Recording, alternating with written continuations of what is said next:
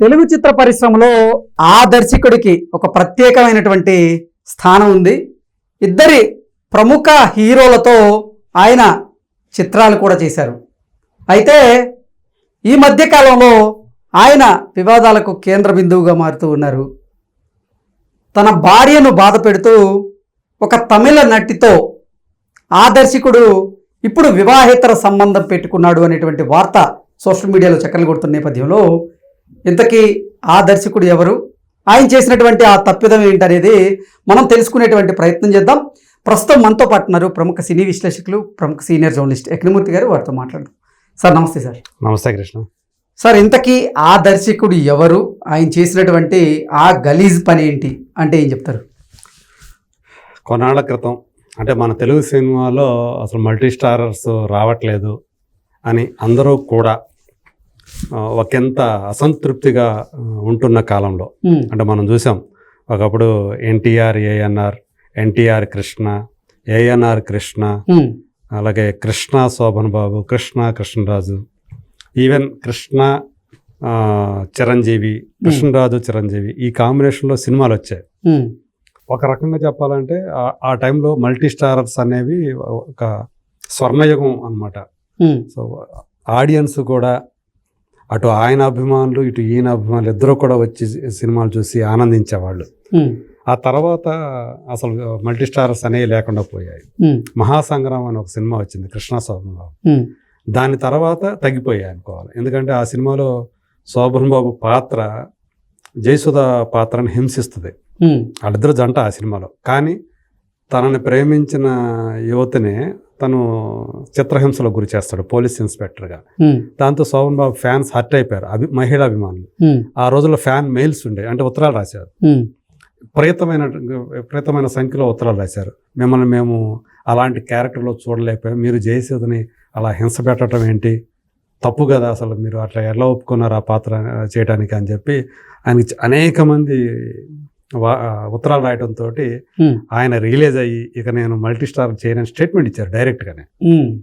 అంతగా ప్రభావం చూపిస్తా అభిమానుల మీద ఆ పాత్రలు కూడా. దాంతో తగ్గిపోయాయి బాగా.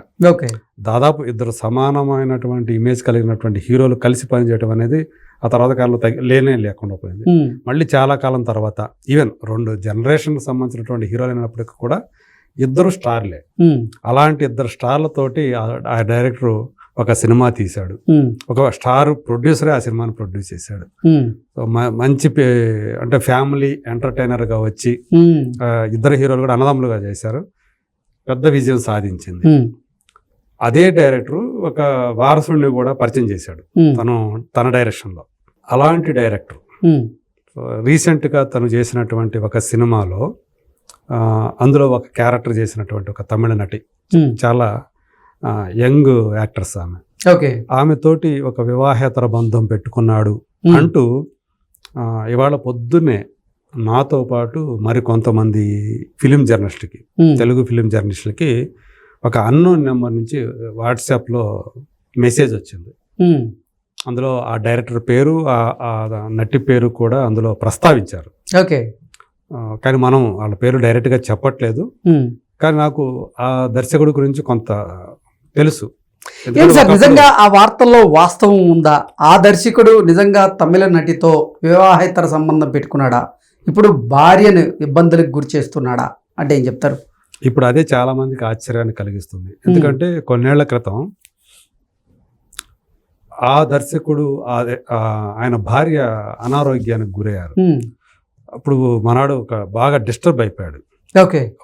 అంటే ఒక పక్క సినిమాలు చేయాలా, లేకపోతే భార్యను చూసుకోవాలా, ఇలాంటి ఒక బాగా నలిగిపోతున్న స్టేజ్లో ఒక స్టార్ హీరో అతనికి అవకాశం ఇచ్చారు. సబ్జెక్ట్ కూడా అతని దగ్గర రెడీగా లేకపోయినప్పటికీ కూడా ఒక సినిమా చేసుకో, నాతోటి నేను హీరోగా చేసి పెడతాను, చేసుకో అని చెప్పి ఆఫర్ ఇచ్చి ఆయన డైరెక్షన్లో ఈయన యాక్ట్ చేసి ఆయనకి మంచి రెమ్యూనరేషన్ కూడా ఇప్పించారు ఆ సినిమాకి. అలా అతను ఆ టైంలో తన భార్యకి ఆ టైంలో అంటే ఏదైతే అవసరమో, డబ్బులో బాగా అవసరం, అది కూడా ఆ టైంలో ఆ హీరో వల్ల గట్టెక్కారు ఆయన ఆర్థిక సమస్యల నుంచి కూడా. అది ఆయన కూడా చెప్పుకున్నారు. ఒకనొక ఇంటర్వ్యూలో తను కూడా చెప్పారు ఆయన. ఆ హీరో గురించి గొప్పగా మాట్లాడారు. మరి అలాంటి వ్యక్తి ఆ టైంలో అంటే భార్య మీద చాలా ప్రేమ ఉన్నట్లు అప్పుడు ఆయన కనపడింది. మరి అలాంటి వ్యక్తి ఇప్పుడు ఇలా ఎందుకు చేస్తున్నారు అని చాలామందికి సందేహాలు కలుగుతున్నాయి. సో ఇదేదో నేను ఎవరో పంపించారేమో, ఇది సమ్ స్పామ్ అంటాం కదా, ఒక స్పామ్ మెసేజ్ ఏమో అనుకున్నా నేను. కానీ నాకే కాకుండా ఇంకా కొంతమంది నాకు తెలిసినటువంటి జర్నలిస్టుల్లో కొంతమందికి అదే నంబర్ నుంచి ఆ మెసేజ్ వచ్చిందని చెప్పేసి తెలిసింది. సో యాక్చువల్గా ఆ నెంబర్ ఎవరిది ఏంటి అనేది మనం వాట్సాప్ అయితే చూపిస్తుంది, కానీ ట్రూ కాలర్లోకి వెళ్తే చూపించట్లే ఆ పేరు. సో మొత్తానికి అందులో ఎంతో కొంత విషయం లేకుండా వాళ్ళు ఆ పేరు ఎందుకు ప్రస్తావిస్తారు? ఒకవేళ ఆ డైరెక్టర్ మీదకి ఎవరికైనా కోపం ఉండి ఇలా చేస్తున్నారా అంటే, మరి ఇంకొక నటిని వేరే వాళ్ళని ఇందులోకి లాగరు కదా. ఆమె పేరు కూడా ప్రస్తావించారు. ఏదో ర్యాండమ్గా పలానా ఒక నటి అని చెప్పకుండా ఆమె పేరు కూడా చెప్పారు. చూస్తే ఆమె చాలా యంగ్, ఇంకా 25 years ఆఫ్ ఏజ్ ఆమెకి. సో అలాంటి ఒక యువ నటితోటి ఈయన నిజంగా అలాంటి బంధం పెట్టుకున్నాడా, రిలేషన్షిప్, ఇంట్లో వాళ్ళని ఇబ్బంది పెడుతున్నాడా అనేది ఇప్పుడు పెద్ద చర్చనీయాంశం ఉంది. కానీ మీడియాలో కూడా ఇప్పుడు ఈ వార్త నాకు తెలిసి హల్చల్ చేస్తుంది. ఆ కుటుంబానికి కొంచెం కాపాడమని ఆ బంధం నుంచి అని కూడా అందులో రిక్వెస్ట్ కనిపించింది. ఓకే. సో నాకైతే నిజంగా షాకింగే. ఎందుకంటే అతను చూస్తే చాలా పొలైట్గా ఉంటాడు, చాలా స్వీట్గా. ఆ దర్శకుడికి తెలుగు చిత్ర పరిశ్రమలో అంటే ఆయన ఒక మంచివాడు అనేటువంటి ఒక గుర్తింపు కూడా ఉంది. ఎస్, చాలా అంటే ఆయన చూస్తే కూడా మనకు అలాగే అనిపిస్తుంది. ఆయనతో మాట్లాడినా పైగా చాలా ప్రతిభావంతుడు, పద్ధతిగా ఉంటాడేమో, పద్ధతికి పరాకాష్ఠేమో అన్న ఫీలింగ్ అయితే వస్తుంది చాలా మందికి.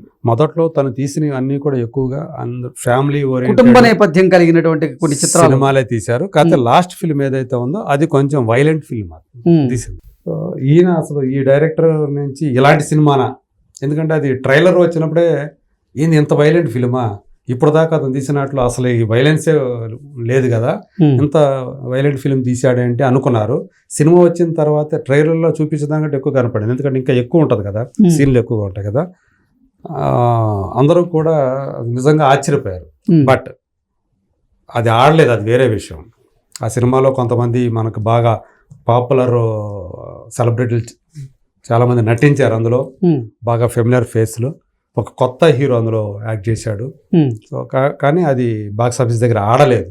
సో ఏదేమైనప్పటికీ కూడా అంటే ఆ సినిమా అంత వైలెంట్గా తీశాడు కదా, మళ్ళీ ఇది కూడా ఒక రకంగా షాకింగే.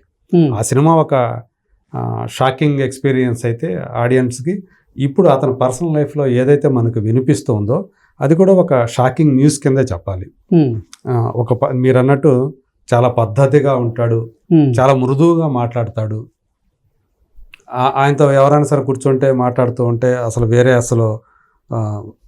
చాలా జెంటిల్మెన్తో మనం మాట్లాడుతున్నాం అన్న ఫీలింగే మనకు ఉంటుంది. కానీ కొంతమందికి ఏదో ఒక బలహీన క్షణంలో ఎనుకో దానికి మనం లొంగిపోతామని చెప్పేసి ఉంటుంది కదా.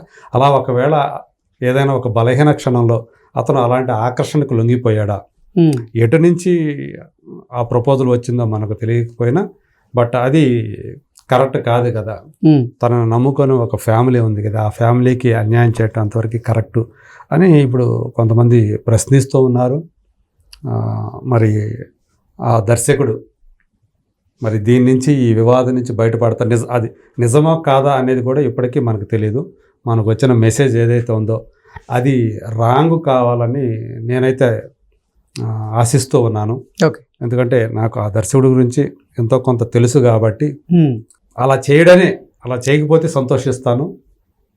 ఒకప్పుడు అతను పడిన ఇబ్బందులు ఆర్థికంగా కానీ కెరీర్ పరంగా కానీ అతను ఇబ్బందులు పడ్డాడు, దాని నుంచి బయటకు వచ్చాడని చెప్పేసి కూడా అనుకున్నాము. కానీ మళ్ళీ ఇప్పుడు మరొక ఇలాంటి వివాదంలో చిక్కుకుంటాడని మాత్రం నేను ఏమాత్రం ఊహించలేదు. ఒకవేళ అది వార్తల ఆ న్యూస్ కనుక నిజమైతే కనుక ఈరోజు కాకపోయినా రేపైనా ఇదంతా కూడా బయటకు వస్తుంది. అతనికి ఏ రకంగాను ఈ రకమైనటువంటి ప్రచారం ఏదైతే జరుగుతుందో అది అతనికి మంచిది కాదని నేను అనుకుంటూ ఉన్నాను. ఓకే. సో కెరీర్ మీద కూడా ఎఫెక్ట్ అయ్యే అవకాశాలు ఉన్నాయి. సో మరి అతను తెలుసుకొని మరి మారతాడా తప్పుని సరిదిద్దుకుంటే ఇప్పటికైనా ఆ కుటుంబం అంతా కూడా సంతోషంగా గడప అవకాశం ఉంటుందని. Okay sir, thank you so much అండి. Thank you.